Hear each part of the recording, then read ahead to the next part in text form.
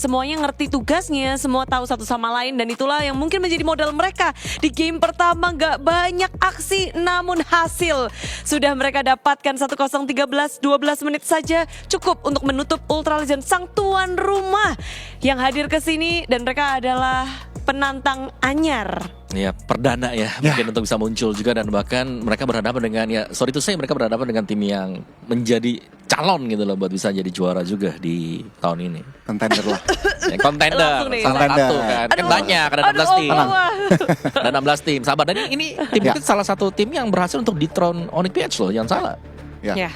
Kalau ngomongin backstory sedikit, lower bracket finals, PLPH mereka kalah 3-0. Nah, tapi di Grand Finals mereka justru menang melawan Onyx PH. Jadi TLPH ini bounce back-nya cukup cepat dan recovery-nya cukup cepat. Ultra Legends first pick. Apakah mereka mau mengambil Farsanya? Itu yang menjadi pertanyaan. Apakah mereka mau mengamankan Farsa untuk mereka sendiri? Berarti Om Wawa menjawab. Goni bertanya, Om Wawa menjawab. Oke, boleh. Saya akan menjawab ya. Kemungkinan tidak sih, Gon. Karena Kimi ini bisa jadi prio buat mereka juga ya. Oh, untuk Ya, Ultra Legends. karena Maxia udah di ban, kayak Kiminya bakal sebenarnya agak sedikit lebih bebas untuk Kimi. Cuma tadi ya kalah kena Parsha aja. Ya kalau mereka mau coba untuk melepasin Parsha kembali, ya mereka butuh cancellation. Arlot tadi bisa, sudah mulai kelihatan, tapi Arlotnya better di Romar sih daripada EXP ya. Seperti tadi berarti kurang berarti. Iya, tapi balik ke topiknya, ini mereka cukup respect melihat kejadian di game yang pertama. Lancelot out. Sudah Stop. udah tamat kali ya. Maksudnya tamat ketika ketemu dengan Ultra Legend, karena memang mereka gak bisa pegang sama sekali. Cancellation buat mereka ke Lancelot 0. Walaupun punya Akai tapi nggak bisa diapa-apain juga. Bener, karena kan Akai ya berapa detik sekali sih, 40 second, 30 second misal kalau udah maksimal juga. Tapi Kimi yang di ban sendiri, Sun Shin sudah di ban. Udah mungkin akan ngarah ke, nanti akan terjawab sih, Ultra Legends ini akan memprioritaskan Farsa atau enggak. Selain itu mungkin hero-hero yang bisa diprioritaskan. Nah ini ban 1-1 gak sih TLP? One ya. Ya kadang-kadang, nah itu dia. Kelihatan bagaimana prio mereka sendiri kan. First pick mereka ban 1-1, mereka males untuk pakai 1-1. Ogah gitu Harus ya. diambil. Tapi ini Parsha bisa jadi Parsha. Mahal ya jadi Parsha ya sekarang ya. Pertanyaannya berarti udah terjawab. Berarti Ultra Legends tadi ngamankan prioritas dari Farsanya. TLPH, ya aku kalau jadi TLPH Gatot Kaca sih. Dan kalau mereka greedy, langsung buka kartu Gatot Kaca dan Arlot. Langsung mereka buka. Tapi aku suka Cutian sebenarnya untuk lawan Parsha. Karena Fury of the Phoenix ini bakal bisa meng-cancel Feather Extract. Selama mereka bisa mainin timingnya juga pas. Feather Extract dibuka Fury of the Phoenix, cancel langsung. Betul. Tapi pilihannya kepada Shushin yang tadi di-ban oleh tim Ultra Legend. Dan juga apakah ini jawaban yang pas ini Om? Di mid lane Shushin dan juga Parsha. Sebenarnya oke-oke aja sih kalau untuk Jushin. Karena Jushin ini kan tebel. Biasanya kan buildnya Clock of Destiny, atau kalau enggak ya udah glowing aja, itu masih ada plus HP juga yang bisa didapetin. Dan pengambilan dari Jushin ini sebenarnya untuk menutup penggunaan dari fighter atau tank jungler dari lawan. Jadi untuk hero-hero pejalan kaki lumayan teriak lah kalau ketemu dengan Lantern Flare milik Jushin. Yang menarik, ini mereka tukeran. Copy aja ya. 2 projectile ya. Iya. Dan bahkan tiga-tiganya. Hero-nya- Foviusnya juga diambil. Jadi Fovius, Granger, Farsa diambil. Hero-nya TLPH. Ya, Pinjam. If you cannot beat them, join. join dong. Beat them. bisa jadi jawaban loh. Tinggal gimana eksekusinya berarti. Benar. Balik lagi tergantung eksekusi. Cuman poin yang tadi Om Wawa juga pengen aku sampein, Jushin ini antisipasi juga sih supaya nggak ada fighter tank jungler yang berkemungkinan muncul dari Ultra Legends secara histori. Karena MPL Mania Final juga mereka masih menggunakan Baxia, bahkan kadang-kadang di Flex Fredrin. Jadi itu salah satu riset juga dari TLPH-nya. Dan lihat pick ketiga terakhirnya Hayabusa. Mereka tahu nih Hayabusa bisa cari angle ke belakang, Farsa, Granger bisa banget jadi makanan Hayabusa sendiri. Wow, oke. Nyom enak ya. Jadi banyak nih yang bisa jadi sasaran Hayabusa ke arah belakang, dan dia nggak di situ. Arlot juga bisa cepat untuk backup. Ya mungkin Hilda ban sini ya buat TLPH nantinya biar lebih aman untuk Hayabusanya. Tapi menarik. Berarti dari tim Liquid mereka sudah mulai melepaskan kayak apa yang bisa menjadi pakem mereka, kayak kita mention fighter tank bisa dibawa karena mereka sudah secure Jushin. Tapi mereka masih ngelepasin juga kan. Tapi mereka nggak mau loh ngelawan fighter tank. Fredrinnya di ban. Fredrin di ban, yang satunya Hilda tuh kayaknya tuh. Bisa dibuang juga. Karena lumayan Fredrin di sini kan bisa nangkep kan. Ya bisa diangkat lah dengan Lantern Flare, tapi Lantern Flare juga butuh waktu sebenarnya. dan lebih meminimalkan untuk opsi hero-hero tebal dan Chow Chow. ternyata. Nggak mau ada hero lock, nggak mau ada hero yang bisa nge-screening, ngebuka-buka, inisiator. Cukup menarik karena sebenarnya mereka sendiri bisa ngamanin Chow. Kalau dipikir-pikir Arlot EXP Chow untuk nangkep cancel Farsanya dan Warlord Room. Meskipun Arlot, juga. Iya. Sebenarnya ada satu hero yang lepas gak sih? Apa tuh? Kalea. masih terbuka dari game 1 juga bahkan ya. Game satu di ban. Satu di ban tadi. Satu di ban. Di ban oleh TLPH. Nah ini kemungkinan kalau TLPH mau ambil bisa. Kalea Beatrix misal ya kan, Moskov di ban itu dia. Nah, pesaing untuk Ranger di area Gold Lane. Mau dikasih apa ini? Oheb, the Filipino sniper. Beatrix. Itu pocket pick banget ya, maksudnya dia power banget kalau emang mau langsung ngeluarin ya itu Beatrix Kalea aku setuju. Lah, Aku ambil suka. aja Kaleanya sekarang sebelum Kalea kita diambil tepat. bener. Bisa jadi rebutan dua-duanya sih ya. Kalau nggak diambil TLPH, bakal dipakai Ultra Legend. Bener, karena Kalea Marsha ya. Kalea Marsha sakit banget juga. Ini ada banget nih Kalea nih. Aku ngeliatin dari tadi mana ya Kalea kok nggak di Nggak muncul ya. Mana si ijo-ijo? Cuman Bahkan Badang pun di Nah. sini itu agak turun ya. Karena Badang masih prayo loh. Masih oke banget buat diambil. Badang Romer untuk Ultra Legends is oke. Tapi kalau Kalea berhadapan dengan Jo enak banget Kalea. Tinggal nunggu aja nih. Jo-nya masuk langsung Tidal Slam. Tapi comfort pick loh, ini Joy. Setuju. Populer banget untuk Ultra Legend, sering banget dipakai dan menjadi power pick juga untuk mereka. Dan ini tukeran 3 hero awal, gimana ngelihatnya Goni? lebih better untuk Ultra Legends, ada range, ada fisik dan juga magic. Cuman kalau ngelihat Hayabusanya Carl ya eksekusi sih balik lagi at the end of the day. Menurut aku di atas kertas TLPH mestinya masih bisa mengamankan itu. Tapi kalau dari segi hero, Better. Oh dari segi hero aku tetap lebih suka kanan. mau bawa? Hero gua kiri. Ya, karena yang kanan sebenarnya Kalea aku suka dengan Beatrix, tapi Kalea dengan Harit ini butuh waktu banget juga. Jadi untuk umpan tariknya ini pasti TLPH mereka bakal coba untuk ngajak adu mekanik. Wow, Iya. aduh mekanik. Tapi lagi dan lagi eksekusinya yang harus diperhatikan. Dan bagaimana eksekusi akan dilakukan oleh kedua tim ini, langsung saja para caster, Ranger Mas dan juga Lim Kocak. Yes, terima kasih banyak Bude Monster. Tentunya di sini ada Captain Ranger Mas bersama dengan co-pilot saya. Dan Kocok, kita akan memandu game kedua nih, 1-0 tim Liquid PH. Ya, dia menghancurkan Ultra Legends di game pertama. Yes, di game yang kedua kembali mengudara untuk match yang pertama Kaltezi. Kalau mungkin Om melihat dari seorang Parsha yang berbeda dari game 1 dan game kedua, kayaknya ini akan menjadi Parsha yang lebih terpressure. Ini Parsha yang bisa di dive in dan dive out kapan aja sama Kaltezi. Dan tentunya ngomongin karena Kaltezi dengan Hayabusa, kita tahu dengan Lancelot aja, dengan hero signature-nya dia yang sangat sulit untuk bisa masuk ke dalam dengan kondisi terlalu banyak sisi, itu dia nggak peduli. Apalagi dengan adanya hero flanking seperti ini, First Blood habis didapatkan tapi Tromboy mengeksekusi dengan sangat manis, Lim. Itu dia rhythm yang cepat sekali tadi ya, karena memang nggak butuh timing lagi, hanya tinggal butuh finishing touch aja. Jadi kayak udah yang penting kena. Sementara ya kalau kita ngomongin soal Assassin, Battle of the Assassin, Joy versus Hayabusa dan Sanford, Flicker. Tapi nampaknya Tromboy akan coba mendapatkan satu point kill dari Sanford. Hit awal ke Dartlaw akan masuk, tapi itu dia one last hit. Sanford semaksimal mungkin udah mencoba untuk bertahan seorang diri dari bottom lane, tapi ternyata keuntungan tersebut akan didapatkan oleh Ultra Legends plus Dark Lord yang akan lebih unggul di saat Turtle nanti. Ini Tromboy 2 kill loh di awal. Ini Joy-nya agresif sekali dan one down. Ya memang sih salah satunya Chusin. Ini hero yang paling menyulitkan juga untuk Parsha. Karena landing Parsha yang dia harusnya unggul, karena ada Chusin dia kena freeze dan itu berat banget. Oke, tapi lihat Kaltezi is coming. Parau the shadow kill.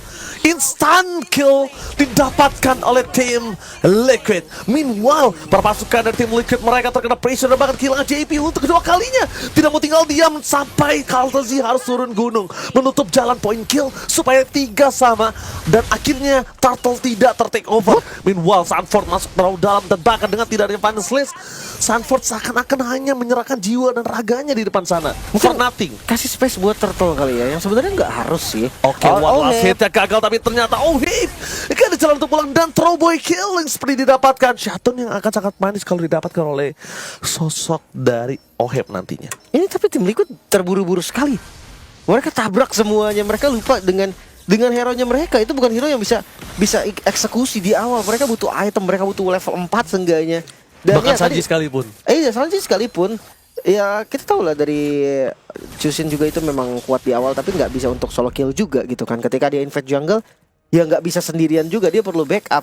Dan tadi kalau kalian lihat ya emblem untuk Sunforce Arlord ya ini sedikit berbeda karena sebelumnya pakai Tenacity dan untuk Sunforce sendiri dia pakai Festival of Blood. Alright, tapi lihat di sana dari Kaltesi memancing kembali Kuanok dengan flickernya yang sudah kita bahas di depan. Dengan adanya Farsha di posisi yang berbeda yang mungkin saja kali ini makin lebih tidak nyaman untuk Farsha dan Farao. Walasit berhasil di take down, eksekusi dari CP. Oheb nggak mau masuk lebih dalam lagi dan akhirnya kembali Oheb mendominasi di arah gold lane-nya. Nah itu dia JP. Selain punya efek sisi dan pick off ya pastinya dari satu roamernya, tapi dia punya heal juga. Kalea ini memang komplit loh. Tapi Sanji, Oh, bukan hanya Sanji yang akan menjadi target, tapi ternyata di belakang sana Sanford langsung menutup jalan para pasukan dari Team Ultra Legends. Dan shutdown terjadi. Sayang sekali shutdown yang datang dari JP, tapi Barisoke Oheb Summon Force memasang menuju ke arah Rice Cream. Dengan posisi kali ini flickernya akankah dikeluarkan untuk defensif, tapi nampaknya tidak mau. oke. Ternyata JP dengan kehadiran buntutnya aja sudah menggetarkan Ultra Legends, Lim. Oke. Dan lihat dari goldnya. Ini mulai ditarik. Finally, surprise! Bersama dengan Shadow Kill, instant damage didapatkan, tapi nampaknya para pasukan dari tim Liquid tidak berhasil mendapatkan poin dengan maksimal. Poin kill ternyata di tangan dari tim Liquid di Sanji dan Strawboy. What are you doing? Oh, selamat. Dia masuk lebih dalam lagi untuk ada Implosion dan juga kawan-kawan bertukar dengan Sanford. Tapi Darkloop, apakah dia berhasil untuk pulang ke arah belakang? Karena Oheb is available dengan David Summon Force-nya. Flicker power defensive dikeluarkan, membuat para pasukan dari tim Ultra Legends mereka memaksa Tivat kembali. Balikin targetnya dan langsung ada Tsunami Slave. Dark Lord kena damage. Oheb gak bisa menutup damage-nya. Maka Strawboy membuat Oheb seakan-akan harus mundur ke arah belakang dengan tidaknya Kaltesi memilih barter dengan orange buff. Iya. Selama udah nggak ada lagi ya efek sisinya. Dan Oheb pun Zaman Force keluar berarti nggak ada damage. Oke, dengan adanya Purify yang selalu pop up, Rice Cream kali ini juga masih punya satu flicker dan Kuadok harus tenggelam. Farsha yang dari tadi 3 kali terijam-ijam, flickernya masih bahkan belum available, dia sudah tumbang untuk ketiga kalinya. Wah, itu Vanessa yang on point sekali. Kenanya ke arah partial loh. Dari sekian banyak targetnya dan nggak sampai di sana karena terus. Dan bahkan Implosion for cover berjika Oheb, flicker power defensive JP. Kali ini dengan tidak adanya Tsunami Slam membuat tim Liquid harus meredam sedikit dan agresivitas di early game dengan late game power hero tim Liquid. Wow, ini agak cukup menarik sih menurut gue, Lim.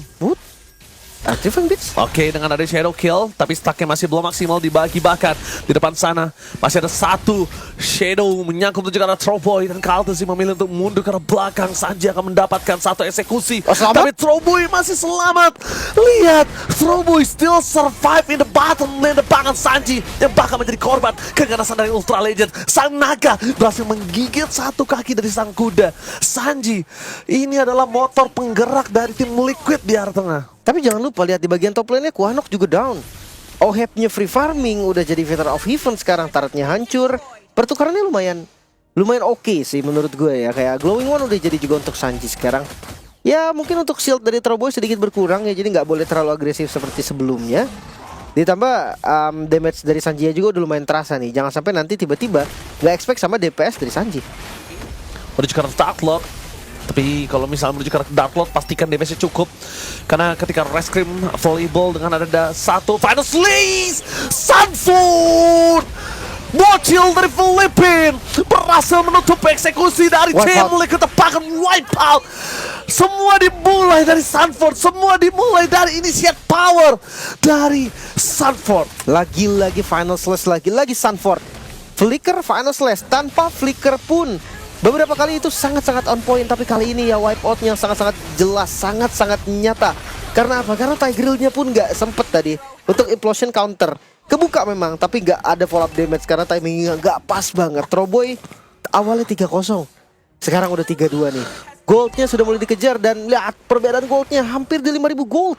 Langsung jauh ya, langsung terbang dari segi goldnya. Dan bahkan Oheb kita lihat di sini yang tadinya mungkin ada ganking terus terjadi karena top lane. Ultra Legends memilih mundur ke arah belakang. Darklord Revive? perpasukan dari tim Liquid, team fight akan didapatkan karena Strawboy akan jalan untuk pulang.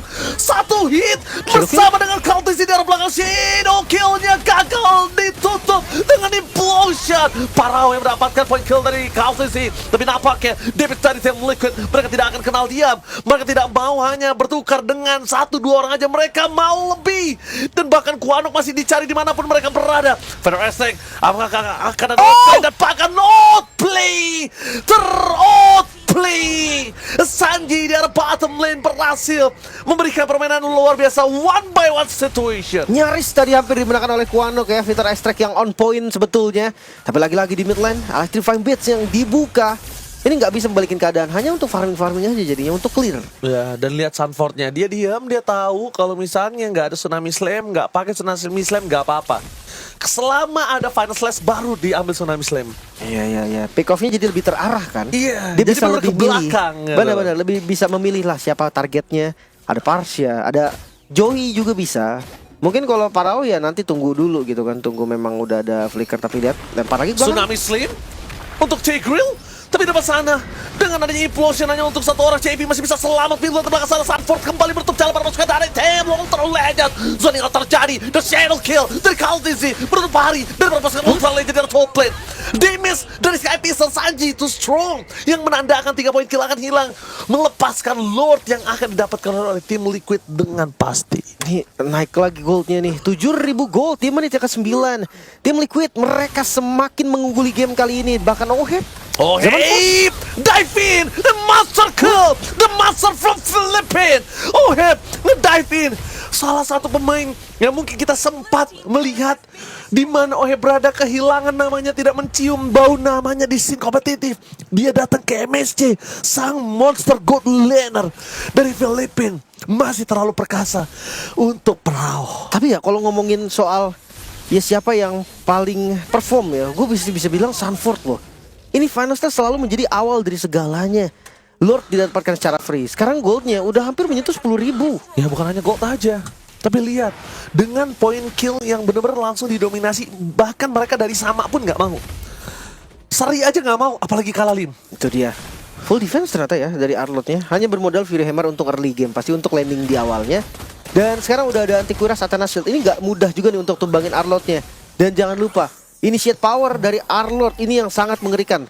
Beberapa kali tadi momentum tercipta, walaupun sekarang flicker masih cooldown, tapi Lordnya akan di slow push. Lordnya akan ditahan sehingga nanti flickernya ready saat mereka ingin tabrak dari base turret. Berarti Sanji Sky Piston 40 ada kali ya? Kalau dia, iya harusnya 40-30 lah ya. sekitar lah. 40-30 ya. Kalau misalnya 50 kayaknya nggak dapet sih Lim, menurut gue. Ya. Iya, karena dia bikinnya juga kan nggak mungkin dari langsung Iya. yang awal kan. Tapi lihat Conceal Rice Cream. Oke, Rice Cream mencoba untuk melakukan respons di depan sana. nggak JP menutup jalan, tapi nampaknya Troboy terlihat oleh Courtesy. 1-by-1 situation di arah top lane. Berhasil menutup jalan dari salsa Troboy. Ke jalan untuk pulang tepakan Ohim. Dengan Zaman Force mengocak-acik Ultra Legends. Triple kill dapatkan dan wipe out. Team Liquid, the champion from Philippines, berhasil mendapatkan 2-0 tanpa balas di series pembuka MSC 2025. Maniac tadi menjadi penutupan juga. Tim Liquid PH membuktikan kalau memang monster from Philippines ada di mereka. Bukan hanya sekedar omongan, tapi ya inilah tim Liquid PH, meta yang sesuai dengan gameplay mereka ditunjukkan dengan sangat-sangat perfect. Tapi satu nama, Sanford, menurut gue itulah MVP-nya. Bocil Sanford langsung berkumandang, langsung saja tanpa berlama-lama. Budi Clara Mongsar, take it away. Yes, dan itulah dia para caster yang sudah bertugas cukup cepat. Game kedua lebih meyakinkan lagi. Dengan hanya 11 menit mereka menutup game itu. Yap. Ya kayak kita melihat Parsha diambil sebagai salah satu bentuk mungkin untuk deny pick tadi. Cuman bisa kita bilang juga sebenarnya early game yang tadi sempat terambil ya dari tim Liquid itu karena mereka ngemainin tempo yang dibawakan oleh Ultra Legends juga. Dan ya sama seperti Caster bilang ya, ini yang luar biasa memang Sanford. Yang aku ngeliat Sanford ini dari tahun ke tahun itu berkembang. Gak cuma dari gameplaynya, dari perubahan fisiknya dia juga yang tambah keren. Iya. Gitu. Gak cuman konsisten tapi berkembang. Betul. Dan itu ngeri karena sebenarnya M4 aja udah digadang-gadang ini prime. Ternyata masih bisa berkembang lagi, berarti lebih lagi dari prime. Dan tampaknya untuk partai pembuka kita sangat-sangat meyakinkan lah kemenangannya 2-0. Dan bahkan di bawah 13 menit dua-duanya menunjukkan ya TLPH ini masih menjadi kontender untuk MSI. Dan mereka nggak mau kasih napas. Mereka mau memenangkan gamenya, memenangkan matchnya itu bersih tanpa celah. Mereka sempat early game terbawa permainan Ultra Legends, tapi memasuki lagi tengah, mereka bisa ngambil kendali. Ini eri-eri menurut Bude kayak wow, Ultra Legends bisa punya potensi nih. Iya, itu setuju banget, kayak serem ya karena fight-nya kan dekat dengan tarat-tarat punya Ultra Legends juga. Tapi ya selama memang OHEP-nya juga kelihatan bisa dapetin begitu banyak solo kill. Ya. Dan dia nggak bisa di pick off karena masih punya Purify. Jadi masalah pasti untuk Ultra Legends. Dan menurut aku juga salah satu bentuk kenapa Harit ini diambil, karena banyak hero yang bisa nge-engage ke arah OHEP, dan OHEP kalau Harit ini nggak takut ditabrak. Bisa pakai Purify, ditambah lagi elemen AOE komposisi dari TLPH kalau nggak Harit kurang.